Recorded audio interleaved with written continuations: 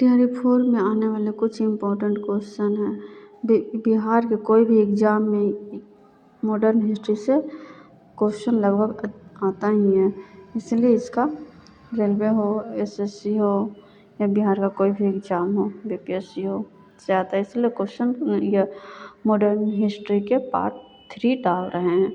अंग्रेज का भारत पर वास्तविक राजनीतिक नियंत्रण कब प्रारंभ हुआ?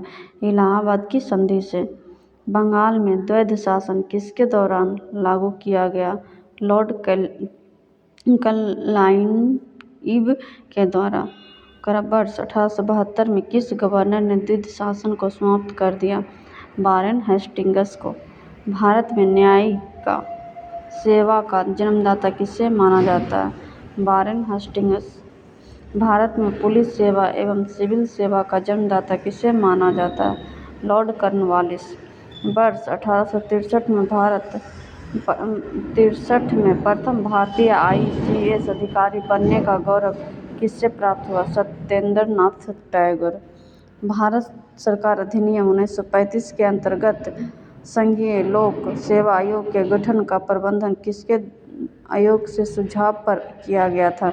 ली आयोग।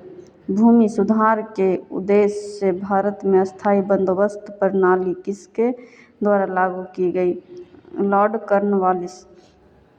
भारत में साम्राज्य विस्तार के उद्देश्य से सहायक संधि प्रणाली की शुरुआत किसके द्वारा की गई?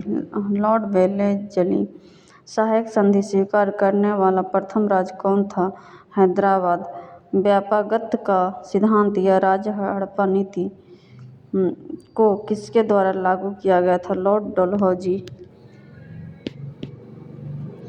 राज्य हड़प्पा नीति ने कहा गया कि ऐसा राज्य जिनका निर्माण अंग्रेजों के सहयोग से हुआ है, उन्हें राज्य के उत्तराधिकारी के लिए गोद लेने का अधिकार नहीं प्राप्त होगा। किसी रिपोर्ट के आधार पर डलहौजी ने अवध का अधिग्रहण किया? Autumn report. व्यापागत सिद्धांत के अंतर्गत अधिग्रहण किए गए राज्य। वर्ष। सतारा 1848 में, जैतपुर 1849 में, संबलपुर 1849 में, बाघाट 1850 में, उदयपुर 1852 में, झांसी 1853 में, नागपुर 1854 में, अवध 1856 में। चतुराईपूर्ण निष्क्रियता की नीति किससे संबंधित है? John Lawrence. किस गवर्नर जनरल के कार्यकाल में भारत पर ईस्ट इंडिया कंपनी का शासन समाप्त हो गया?